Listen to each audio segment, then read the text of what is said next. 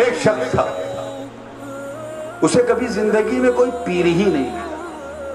توجہ چاہوں گا، 60 سال کا ہو گیا. کئے سال کا؟ 60 گیا. پیر ہی نہیں ملا. بیوی مرید تھی، بچے بھی مرید تھے، اس کے پاس کوئی پیر نہیں تھا. اس کا پرابلم جانتا کیا تھا؟ جب کوئی پیر آتا تھا آبادی میں تو اوپر سے نیچے ایسے دیکھے، 99% اگر پرفیکٹ ہو اور 1% اگر کہیں کمی آ جائے تو کہتا تھا نہیں نہیں نہیں نہیں نہیں، یہ پیر بنانے لائق. اتنا حساس کہ اگر غلطی سے کوئی پیر صاحب جھٹکے سے سہون داہنے پیر کے بجائے بایاں پیر اگر جوتے میں ڈال دے، نہیں نہیں نہیں نہیں، یہ پیر بنانے لائق نہیں. ایک پیر صاحب پیاسے تھے، ایک جھٹکے میں پورا پانی پی گئے، 3 سانس کا انتظار نہیں کیا، نہیں نہیں نہیں نہیں، یہ پیر بنانے لائق نہیں. 60 سال کا ہو گیا. ایک دن گھر پہنچا تو اس کی بیوی نے کہا ہے کسی کا مرید بن جا، نہیں تو بے پیر کے مر جائے گا. اور جس کا کوئی پیر نہیں ہوتا اس کا پیر شیطان ہوتا ہے. تانا دے، جب تک مجھے اچھا پیر نہ ملے میں نہیں ہوں گا. تب تک اس نے کہا سن، زندگی کا کوئی بھروسہ نہیں. ہو سکتا ہے صبح کا سورج ہی تو نہ دیکھ پایا تو میں تو پیر کے ساتھ اٹھوں گی، کیونکہ قرآن کا وعدہ ہے یوم ندعو کل اناس بامامہم. قیامت کے دن ہم لوگوں کو ان کے امام کے ساتھ بلائیں گے. یہاں امام سے مراد مسجد کا امام نہیں ہے، پیر ہے. اور تو بغیر پیر کے جانا شیطان کے ساتھ، زندگی کا کوئی بھروسہ نہیں. اتنا کہا تب تک اس کا دماغ کھٹکا. یار یہ بات تو اس بڑھیا نے پتے کی اور پتے کی یہ کی کہ زندگی کا کوئی بھروسہ نہیں. واقعی ہو سکتا ہے میں صبح کا سورج نہ دیکھ پاؤں تو. اسی خیال میں اس نے عشاء کی نماز پڑھی، بستر لگایا، لیٹ گیا، مگر نیند کہاں آنی تھی. جاگ رہا، ڈر کے مارے جاگ رہا، کہیں سو گیا اور تو میں تو بغیر پیر کے گیا. بیٹھ گیا اور دماغ چالو، کیا کروں کیا کروں. 1 بج گیا، 1:30 بج گیا، تیسرا پہر رات کا لگا. اٹھ کے بیٹھا، وضو کیا، سب کچھ کیا، فیصلہ کیا اور اپنے رب سے وعدہ کیا، اے اللہ بہت ہو گیا، بہت میں نے یہ دیکھا کہ اس میں یہ کوالٹی ہے، اس میں وہ کوالٹی ہے، اب کچھ نہیں دیکھوں گا. میں تجھ سے وعدہ کرتا کہ ابھی میں گھر سے باہر نکلوں گا، جس انسان پہ میری نظر پڑ گئی میں اسے اپنا پیر بنا لوں گا، چاہے جیسا ہو پیر بنا لوں گا. اب آپ خود سمجھو کہ 2-2:30 بجے رات کو کس ٹائپ کے لوگ سڑک پہ گھومتے ہیں. کتنا خطرناک رسک اس نے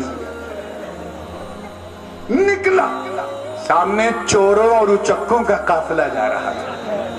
جو چور سب سے پیچھے تھا وہ بالکل اس کے سامنے آیا. جیسے ہی سامنے آیا دیکھا وہ اپنا چہرہ چھپائے ہوئے. چور تو چھپائے رہتا ہے. اسے اپنا وعدہ یاد آیا کہ میں نکلوں گا تو جو انسان نظر آئے گا میں اس سے مرید ہو جاؤں گا. نہ دیکھا آؤ نہ دیکھا تاؤ، اس چور کا پاؤں پکڑا اور کہا پیر صاحب. اب چور اوپر سے نیچے دیکھ رہا ہے، کہہ رہا پیر صاحب لوگ دن میں چڑھاتے ہیں، تو نے رات میں چڑھا لی. ابے میں تجھے پیر دکھ رہا ہوں، میں خود کسی کا مرید نہیں تو تیرا پیر کیسے. تم چاہے جیسے ہو، میں نے تو اپنے رب سے وعدہ کیا ہے، میں وعدہ کر کے آیا ہوں کہ جو ملے گا وہ میرا پیر. تو ملا تو میں سمجھ گیا تو آیا نہیں ہے، میرے رب نے تجھے میرے لیے بھیجا. ارے پاگل آدمی، میں چور ہوں، میرے سامنے ساتھی چور لوگ جا رہے ہیں، سب چور ہیں، میں بھی چور ہوں، اور میں کیا بتاؤں، اگر تو نے مجھے ایسے پکڑے رکھا تو میرا ساتھ چھوٹ جائے گا. کہ نہیں پہلے مرید کرو پھر جاؤ. پاگلوں میں تجھے مرید کروں؟ ارے میں خود خطرے کے نشان سے اوپر چل رہا ہوں، تجھے مرید کروں؟ میں بہت بڑا چور ہوں، بہت بڑا اچکا گینگسٹر ہوں، شہر کا ڈان ہوں. اس نے سوچا میں اپنی برائی کروں گا تو یہ ہاتھ چھوڑ دے گا، مگر وہ بھی بڑا ضدی تھا اور مضبوطی سے پکڑا کہ اب تو میں بالکل نہیں چھوڑوں گا. اب وہ کیوں؟ کہ جتنے پیر لوگ آتے ہیں سب اپنی تعریف خود کرتے ہیں یا اپنے چمچوں سے کرواتے ہیں. تو اپنی تعریف نہیں، برائی کر رہا ہے. میں سمجھ گیا سب نکلی، تو اصلی. اس نے کہا یا اللہ یہ کیا، یہ تو رانگ نمبر لگ گیا. میں نے برائی کی تھی، مجھے چھوڑے گا یہ تو بڑا گڑبڑ۔ پھر اس کے دماغ میں ایک آئیڈیا آیا، اچھا میں تیرا پیر، جی حضور، تو میرا مرید، جی حضور، تو تجھے معلوم ہے پیر کا آدیش ماننا کتنا ضروری ہے؟ جی حضور مان جانتا ہوں، جان مانگو تو دے دوں، یعنی جان نہیں چاہیے، بس میرا آدیش یہ ہے کہ تو مجھے چھوڑ دے۔ اے پیر صاحب، گردن میں اپنی آپ کو دے دوں گا مگر ہاتھ نہیں چھوڑوں گا، پہلے مرید کرو، مرید کرو۔ اب اس کو بھی لگا یار یہ تو بہت ضدی، تو کہا اچھا دوسرا آئیڈیا لے، دیکھ سامنے گھر ہے، وہ ٹارگٹ پہ تھا، میرے ساتھی وہاں سے پتہ نہیں کیا کس گھر میں گھسے، لیکن یہ جو سامنے گھر ہے نا، ابھی میں تیرے ساتھ وہاں چلوں گا، تیری نظروں کے سامنے چوری کروں گا، اب تو یقین کر لے گا کہ میں چور ہوں؟ کہا میں جو بھی یقین ہو لیکن مرید پہلے کر لے، ارے چل میرے ساتھ۔ جیسے ہی ٹارگٹ والے مکان پہ پہنچا، اس کے دل میں خیال آیا چور کے، کہ دیکھ تو شریف آدمی معلوم ہوتا ہے، اللہ کی تلاش میں اس راہ مولا میں نکلا ہے، مجھ بد نصیب کے ہاتھ میں پھنسنا چاہتا ہے، دیکھ گناہ کرنا تو گناہ ہے ہی، گناہ دیکھنا بھی گناہ ہے، تو وہاں مت جا، تو یہیں بیٹھ، یہیں بیٹھ، میں اندر جاؤں گا، چوری کروں گا، چوری کا مال تجھے دکھاؤں گا، پھر بھی اگر تجھے یقین نہ ہو تب مرید بناؤں گا۔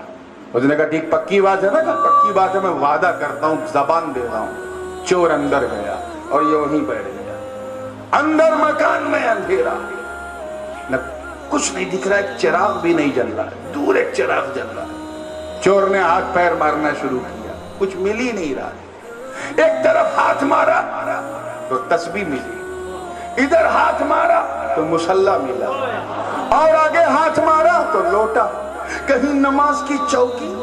دل میں خیال آیا، ارے مکان کا مالک تو باہر بڑے قیمتی کپڑے پہن کے نکلتا ہے، ہزاروں اشرفیوں کا تو صرف جبہ ہوتا، اور اندر سے بالکل کنگال، کچھ ہے ہی نہیں۔ چور اسی تلاش میں ایک کونے میں، اور ادھر دوسرے کونے میں پیر پیرا، میر میرا، شاہ جیلا، قندیل نورانی، محبوب سبحانی، قطب سمدانی، شاہباز لامکانی، جدنا محی الدین ابو محمد عبد القادر جیلانی، غوث اعظم دستگیر پیران پیر روشن ضمیر رضی اللہ تعالیٰ عنہ دیکھ رہے۔ ابھی بات شروع بھی نہیں ہوئی کہ حضرت سرکار سیدنا خضر علیہ السلام کی آمد ہوئی۔ حضرت خضر نے کہا ہے عبد القادر جیلانی، کرخ میں قطب کا انتقال ہو گیا، صبح کا سورج نکلنے سے پہلے کسی کو قطب نامزد کر دو۔ اے بیکانیر والا، میرے غوث کی شان کرامت دیکھ، فرماتے ہیں ادھر ادھر جانے کی ضرورت نہیں ہے، ایک چور آیا، بڑی دیر سے ہاتھ پیر مار رہا، اسے کچھ نہیں ملا، کچھ نہیں ملا، کہیں ایسا نہ ہو کہ خالی ہاتھ جا کر بغداد کی گلیوں میں شور نہ مچائے کہ عبد القادر کے گھر گیا تھا، کچھ نہیں ملا، کہیں میری سخاوت کو یہ تانا نہ دے، اس لیے اے خواجہ خضر میں نے فیصلہ کر لیا ہے، اسی کو قطبیت دے دی جائے۔ نعرہ تکبیر، نعرہ رسالت، حضور تاج العلماء فیضان غوث اعظم، اسی کو قطب بنا دیا جائے، ابدال بنا دیا جائے۔ اب تو نظر کا تیر چل چکا تھا، اس چور کو بھی پیر مل چکا تھا، اب وہ چور چور نہ رہا، ولیوں کی جماعت میں قطب بن گیا۔ اب تو نظر کیمیا اثر کا اثر ایسا کہ نہ مرید یاد نہ ساتھی یاد، اب تو بس نظر جانے جانا ہے، نظر سے پی رہا۔ ایک دن گزرا، دوسرا دن گزرا، تیسرا دن آیا تو غوث پاک نے خود فرمایا کہ ولد الاعز، تجھے اس لیے مرید نہیں کیا ہوں کہ اس لیے ولی نہیں بنایا ہوں کہ تو بس مجھے تکتا رہے، تیری کچھ ڈیوٹی ہے، کرخ کی زمین تمہارا انتظار کر رہی، خرقہ اجازت و خلافت عطا کیا، اپنا جانشین بنا کر اسے روانہ کیا۔ وہ مرید صادق آگے بڑھا ہی تھا کہ غوث پاک نے کہا رے سن تو صحیح، جا تو رہا مگر باہر دروازے پر تیرا ایک مرید 3 دن سے تیرا انتظار کر رہا، پہلے اسے مرید کر لے پھر خیر میں جانا۔ کیا سمجھے آپ اس واقعے سے؟ کیا سمجھے کہ اگر پیر کامل ہو، توجہ چاہوں گا، پیر کیا ہو؟ زور سے بولو، کامل ہو تو ناقص کو کامل بنا دیتا ہے، مگر اگر مرید اپنی طلب میں کامل ہو تو چور کو بھی ولی بنوا دیتا ہے۔ نعرہ تکبیر!